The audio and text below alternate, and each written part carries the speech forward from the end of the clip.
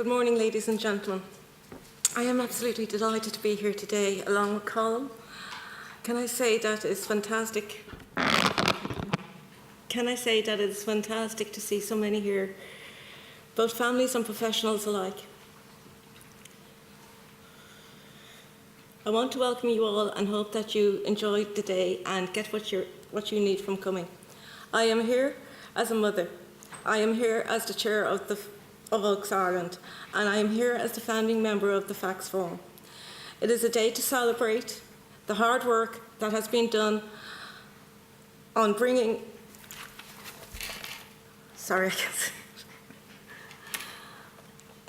It is a day to celebrate the hard work that has been done on bringing the issue to a fore, and a day to look forward to when children with Valproate or Epilim, as many of us know it, and their families are properly supported by the state services. I would also like to tell you a little bit about myself and the hard work that has gone into me standing here today. I am a mother of 3 adult children, Harry, Lee and Lorcan. 2 of my boys had a diagnosis since early 2000 and 1 since 2015.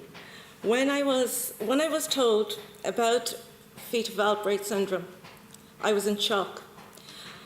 My whole life flashed before me. I was so scared of the unknown, and I had no idea where my life would lead me. I spent every day doing the best for my boys, but daily an anger grew within me. I lost trust in everyone. I felt at the time that only 2 doctors understood me. I knew in my heart and every bone in my body that I needed to do something, to stop this, to stop this happening to any other child, and to stop the heartbreak a mother goes through, coming to terms with the knowledge that a medication I took affected my child so badly. That guilt never goes away, and I'd be lying to you if I told you any different. I approached many organisations, and finally I came across the Disability Federation of Ireland. I was angry, and I didn't care who was on the other end of the phone. I needed them to listen to me. I knew someone would someday listen, and her name was Joan O'Donnell. This is where my journey started today. We met and slowly I began to tell my story. It was very hard for me to trust anyone. I was used to service providers being in my space and not being believed or supported, or even more so, not doing anything about my situation. I was sick and tired of hearing things like, it must be so hard, how do you cope with 3 children with needs, etc. Joan and I worked together and brought about the formation of the FACS Forum, a group of organisations, including Epilepsy Ireland, who have come together to campaign on the issue. This was greatly welcomed, but not only by me, but by the many families involved. I am proud of the work the FACS Forum has done to advocate for better services and supports for families and children affected by fetal anticonvulsant syndromes, FACS, to raise awareness of FACS and to ensure appropriate risk reduction measures are implemented. As we now all know, the European Medicines Agency introduced measures to strengthen warnings and restrictions on the use of Valproate in women and girls back in 2014. They stated that Valproate should not be prescribed in women or girls unless other treatments were ineffective. They said that treatment must be started and supervised by a doctor. They said a treatment must be started and supervised by a doctor experienced in managing epilepsy or bipolar disorders, and all female patients should be informed of the risks involved and the need of effective contraception. In 2017, the EMA initiated a further review of Valproate due to concerns that the 2014 measures were not effective in reducing the risks. The FACS Forum made contributions to the review, and I was given the opportunity to represent the Forum at the oral hearings in London. It was this review and the media coverage that followed that really brought this issue into the mainstream. Following the review, in February 2018, the EMA issued additional instructions aimed at furthering reducing the risks. In April 2018, the Facts Forum addressed a joint Oireachtas Health Committee. This was a fantastic opportunity to address public representatives who have taken a huge interest in the committee's report on facts. They are very supportive of our work. We also met with Minister of Health Simon Harris, who instigated the wider HSE-led response to Valproate, resulting in today's conference. Minister Harris also promised to look at issues of accountability and redress. Once this work is completed, these are vital issues for the Oaks families, and we will hold him to that promise. Over the last year, parents in Oaks, Ireland and the Facts Forum have had many meetings with TDs and senators from all parties who have raised the issue many times in the Oireachtas and on our behalf. I know that some are here today, and I would like to thank them for their support and for their support and recognising the importance of the issue from the onset. But the most important development for me as a mother was the setting up of Oaks Ireland in December 2017. Oaks, or the Organisation for Anticonvulsant Syndromes, was originally established in the UK in 1999, and it has been a fantastic source of advice, support and information for me and other Irish families since then. Having been involved with the UK organisation for many years, it has been a big step to set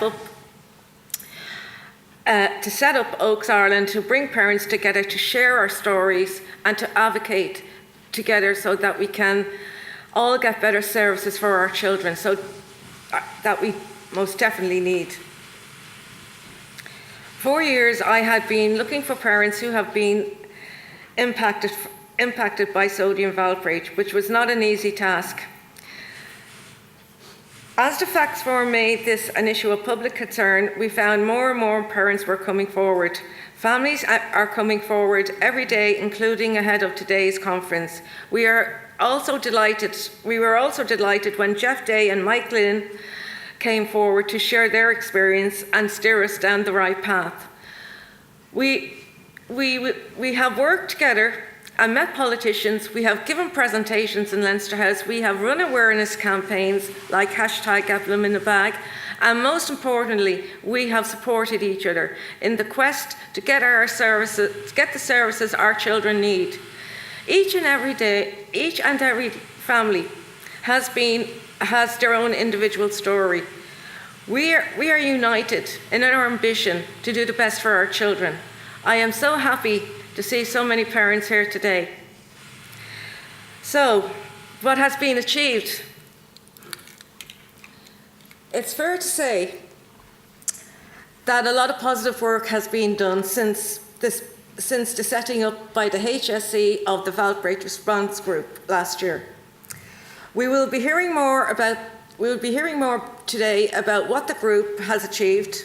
I don't want to go into details this morning, but I do want to acknowledge the HSE's effort to notify current users of Epilim and their GPs regarding the dangers of Epilim and the supports that were put in place by the HSE to deal with the concerns. This is something that, to the best of my knowledge, has not been done in any other country to date. I also want to highlight the important piece of work that was undertaken to produce a rapid assessment report on the scale of the problem in Ireland. Dr. Andrew Green is also here today, and he will tell us more about the expanding diagnostic services in Crumlin Hospital with the addition of new consultants posts. This was an important development, and now it is critical that these posts are filled as soon as possible to improve the diagnosis and services to families. We are also continuing to work with the HSE to put in place a package of necessary supports and services for families and a comprehensive pathway for accessing those services. We can now look forward to improved labelling and patient and information packaging, indicating the dangers of taking the drug prior and during pregnancy. We welcome the commitments secured by the HPRA and the manufacturers regarding the pack size. Just one second, guys.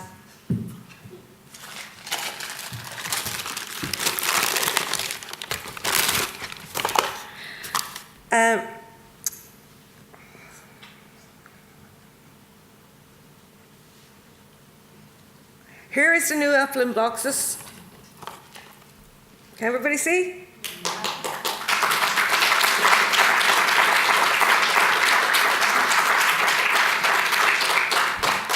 And here is last ones.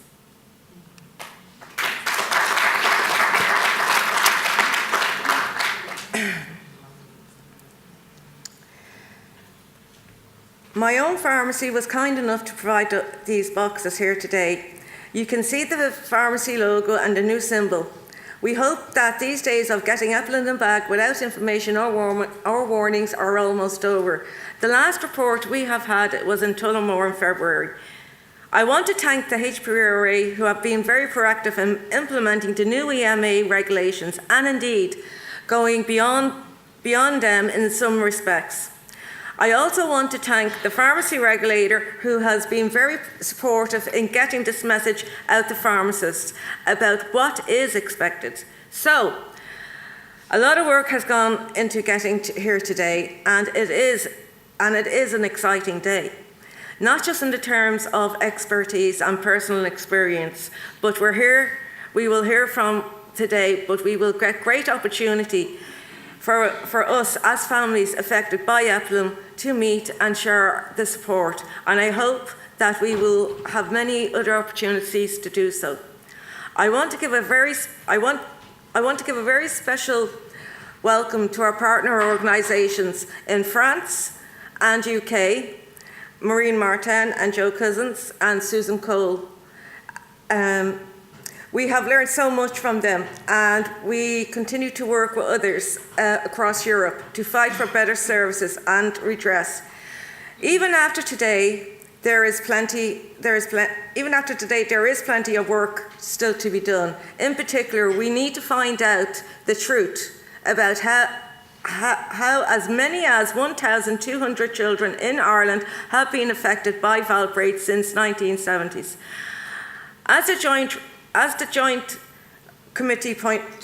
Health Committee pointed out, individuals with FACS are not affected by chance, and I quote, by failure to adequately inform and counsel women who were prescribed Valproate medicines. A further independent investigation is required to establish exactly what has happened over the past 4 decades and why.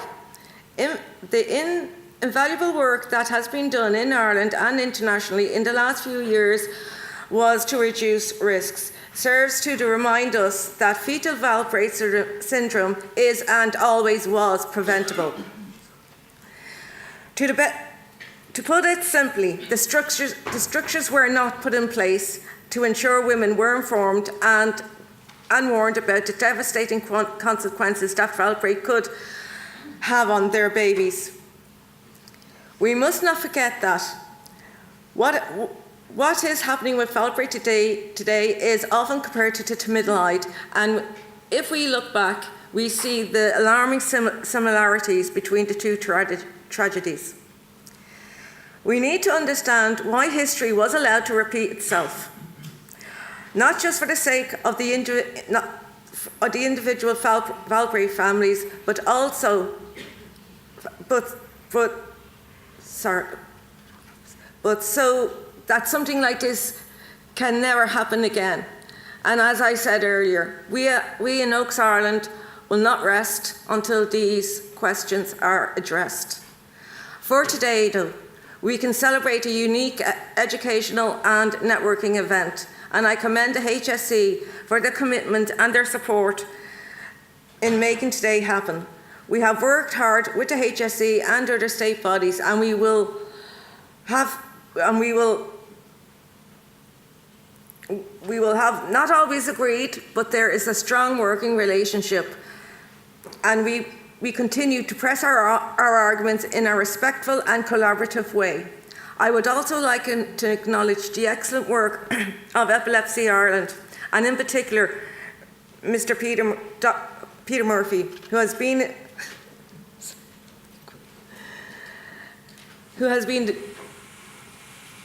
one of the main driving forces behind the Facts Forum, along with Joan and Jeff and the other organisations involved.